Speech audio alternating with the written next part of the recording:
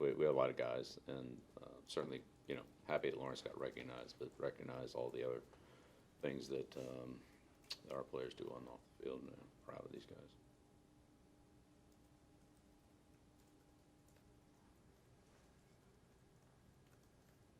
How would you describe the level of leadership you have from the group that you have this year, as far as some of that stuff goes? Yeah, good. I mean, these guys are, very involved, with the team and all those activities. But then beyond that, whether it's their foundations, Devon's bowling, DYs, LG as an event. I mean, those guys all have, lots of events. John, other events to continue to support their individual causes and interests. And the team gets behind, a lot of those. We kind of try to keep up with everybody through the course of the year. It's pretty impressive collectively what they all do, and individually, some guys that really stand out, like LG. Yeah, those guys are. It's an impressive group. Kyler Murray is one of many dual threat quarterbacks in the league now.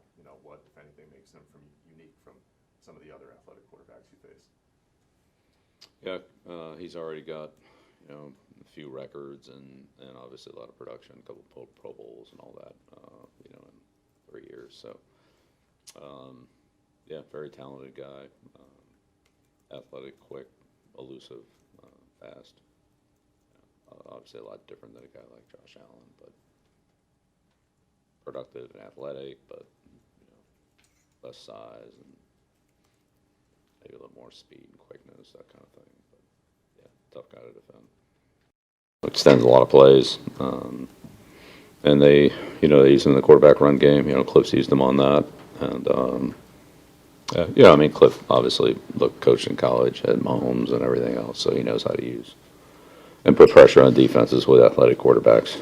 So not only does Murray do it, but he's also in a system that I would say probably enhances it. You've matched up with DeAndre Hopkins a lot in the past. What makes him such a tough guy to defend? He's got tremendous ball skills. I mean, he catches everything. He's great hands. He's long, so he's never covered. Even if he's covered, there's a place where the ball can be that he can get it and still make the catch. Great coordination on the sidelines.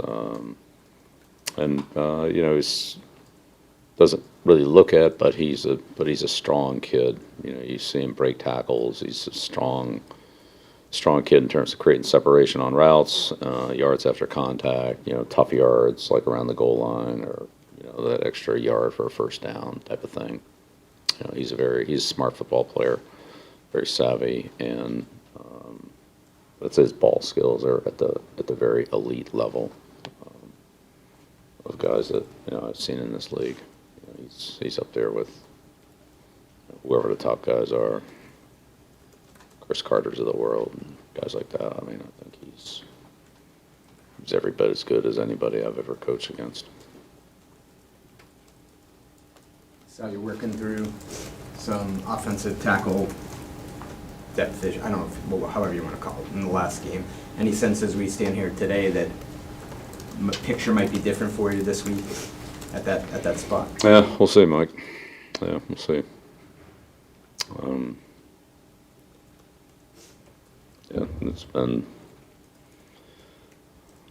the availability has been inconsistent, and so we'll see what that looks like, even on a daily basis. We've had situations where some of those players have played but not practiced, so, but, it is what it is. We'll just take it day by day. Regarding the lack of familiarity with a team like Arizona, because they're playing in another conference and you don't see them regularly. On top of that, I think they use more players than anybody in the league, 77. How does that complicate accounting for everybody? And just kind of getting a feel for really what they are, what their identity is as a team. Right. Yeah, that's right? This is a team that's gone through a lot of players. I mean, there are some players like Hopkins, as an example, that, okay, he was out, but you kind of know what his role is going to be when he's back, and that's what it's been. So I think he's been the most targeted receiver in the league since he's been back, which is about what you expect. But then they've certainly had a lot of other, you know, changes in personnel, particularly on the offensive line, that it's a little hard to tell exactly, you know, if they got settled, exactly how it would go. And they are in various degrees of, you know, players out, players coming back, and, you know, how all that would work. So, yeah, they have gone through a lot of players for sure. And again, a couple of key guys that, you know, are back, like Hopkins for one. One of the main ones, you know, like his role is pretty well, you know, established, but they have so many good skilled players that, you know, they got a lot of them they play him. Is there still the same guy he was in Philly? Right, yeah, the whole tight end situation, that's another one that's a little bit of a, you know, try to figure out how that's going, but yeah, I mean, yeah, Zach's a big target.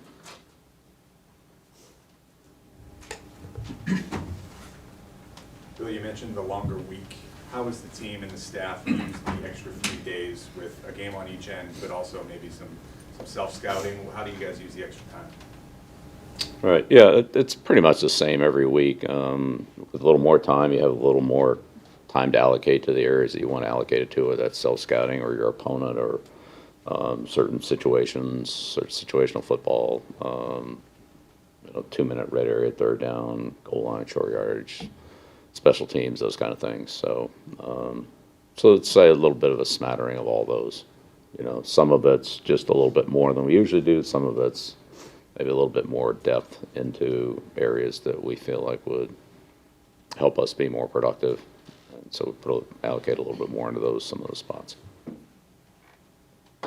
Bill, I know after the bye, you had mentioned that, you know, with the short week following that second Jets game at Minnesota, some of the football operations had spent time preparing for Minnesota. Seems like a similar, at least, situation here with the Vegas game coming on 6 days rest. Is there some part of the team that's preparing ahead for the Raiders since you guys will stay out west? Right, so that's what we do every week. Like, there's somebody always ahead for the following team. So even if we play Sunday to Sunday, there are people that are working on the next team on Wednesday, Thursday, Friday, Saturday. So when we finish with the game on Sunday, then everybody else can pick up with them, you know, where things are at. Film broken down, you know, information assembled in multiple ways. So that process is always in place. Obviously, it gets heightened a little bit when you're playing on coming off a 4-day week like the Minnesota game, right? That's even a little bit different, but we always have that. So it's not anything that's new. That's what we've always done. So most of the staff members are, of course, the team is all dedicated to the game, but most of the staff members are dedicated to the current game. But there is a segment of our staff that's really preparing for the future game, and then that carries into, let's call it like, you know, Monday and Tuesday of a normal week, maybe even Wednesday, and then by that point it's kind of time for them to turn the page and move on to the next opponent. So that's kind of their routine for the whole year. I know And sacks. I've done that. That's that's just, I've done that multiple times in my career, early, at Baltimore and Denver, places like that. And that's what you do. Your week is kind of, I would say, Wednesday to Tuesday, or maybe Wednesday to Wednesday. And then once you get to that Wednesday of the game week, then you're on to the next week. And then you do things at the beginning of the following week to help the staff as they're getting familiar with the team. There'll be people who say, hey, take a look at this, or can you put this together, or can you make a tape of this, or, can you look into this a little bit deeper? And then you dive into those individual projects to help the staff prepare for the players coming in on Wednesday or Thursday. And usually by that time, then you get to the game, and then you kind of have to, regroup and refresh your game day responsibilities. Is that strictly kind of advanced scouting department or, No, it's coaching staff too. coaches do? Oh, yeah, absolutely. No, it's, for sure, the scouting department has their end of it. They work with the coaching staff on that, but there's certain members of the coaching staff, in each phase of the game, offense, defense, special teams, that's kind of in that, advanced preparation mode. Yep, and honestly, some of it is just, getting all on the same page. And when you play a team like, say, a team like Arizona would be a good example.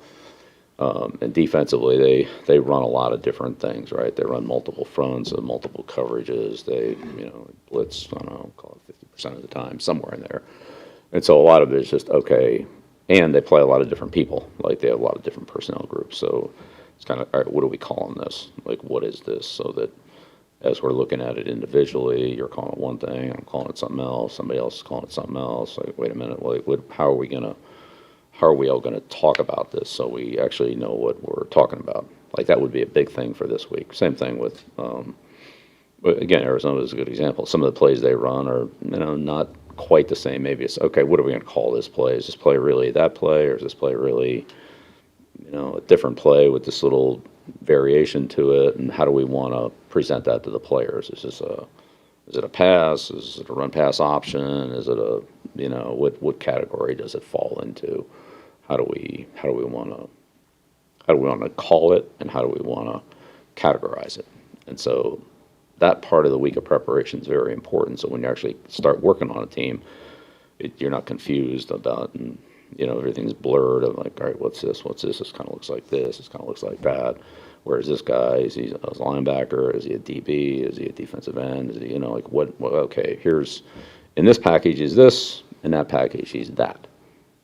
That type of thing, and that really helps clear it up for you when you're coming into looking at a new team, well, not a new team, but like the next team, because you put all your attention into the previous game, and now this, is kind of a quick,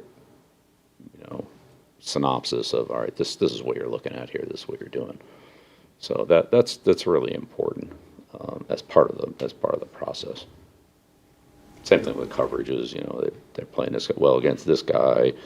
When they were playing against Devontae Adams, here's what they did. It was probably because of Adams. The next they're playing Cooper Kupp. Okay, here's what they did against Kupp. This is the way they handled him. That type of thing, where you kind of, all right, this, I understand now. This is basically what it is, but here's the type of thing that they did for, let's call it these special players that they played against. That helps explain maybe their overall, like, defensive philosophy. So. Sorry to interrupt there. Yeah, no, we've gone all day on that. I mean, it just, You got the time. I just wanted to clarify something that you said on the radio yesterday with WEEI, where if that's okay, just I think you said it was too late in the year to make any kind of dramatic changes offensively, and the thing look, we're not going to go to the, wishbone offense here. We're not going to run the beer. Right. I mean, defensively, we're not going to change into a, run some other team's defense or whatever. That's, major changes, like, absolutely. We wouldn't be able to practice it.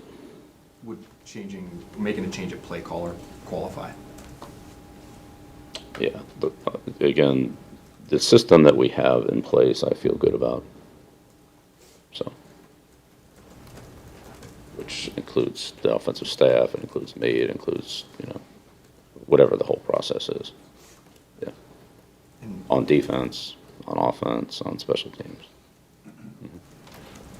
And I know, obviously you're not going to go to the beard, but I just wanted to ask about one example. And I know it's a different team, different situation, different year, but I do remember at the end of the 2018 season, I think it was Josh who said at one point that you guys did make a little bit of a shift late in that year, to do what you were good at, and maybe not throw quite as much and use more backs. Let's say we do that every year.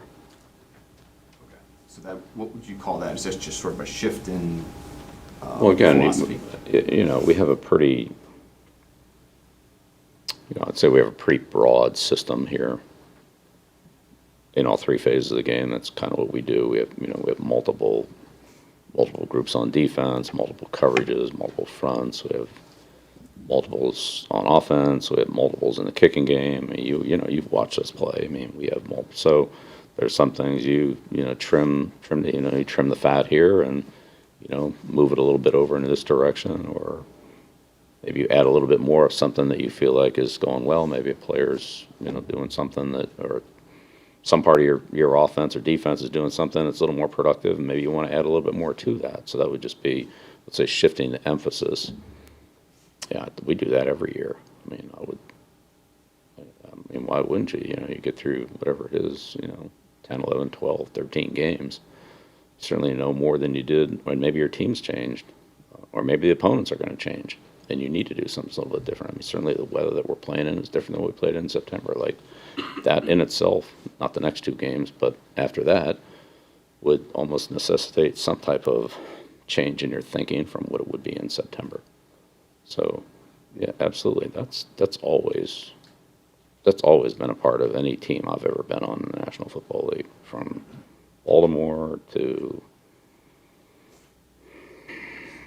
Detroit to Denver to the Giants to New England to, I mean, every team I've been on. I can't think of a team where that hasn't, morphed at some point into something that had declared that it might be for an obvious reason, or it might be just that's the direction the team's going. How are they dealing with Lawrence Taylor? How are teams handling Taylor? What do we need to do here? Keep doing what we're doing, or do something? We changed him around a little bit the way we, I was thinking of particularly in the 90 season. But even in the 86 season, the 87 season, like that was, as an example, I'm just saying it's not like this has happened, last week. I mean, this has been, it's the only way I would know how to do things. Would that also kind of apply in terms of play calling, going from conservative to perhaps a little more aggressive, or is that still like a week-to-week thing, depending on the defense? Yeah, Karen, I mean, every week we're trying to win. So whatever that is, that's what it is. Whatever plays we call this week are to try to win. Whatever plays we called last week, they're to try to win. Whatever plays we called the week before, that's what that was. Or last year, or 2 years ago, or 5 years ago, or 20 years ago. So, I mean, you can like them or not like them or whatever. I mean, I get that. But, like, whatever we've done, it was to try to be as productive as we can and to try to beat whichever team we were playing. So whether that's conservative, not conservative, same, different, whatever it is, that's what the intent of all of it is. That's what it always is. So that's not going to change. What they'll be, I don't know, but it's whatever it's a combination of what they do, what we do, what we think we can do. Any idea can be a bad idea if you can't execute it. So if you can execute it, then it's potentially a good idea. If you can't do it, then it's not going to work. If your team physically can't do whatever it is you're trying to do for whatever reason, then it's probably not a good idea. So find something that you think you can do, and that's a good way to attack your opponent, and probably it's worth talking about. Okay. All right. Thank you.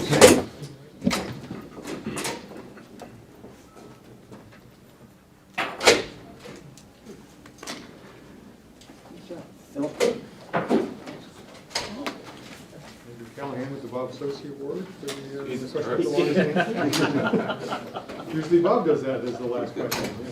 Bob usually gets the longest question. Yeah, this is true.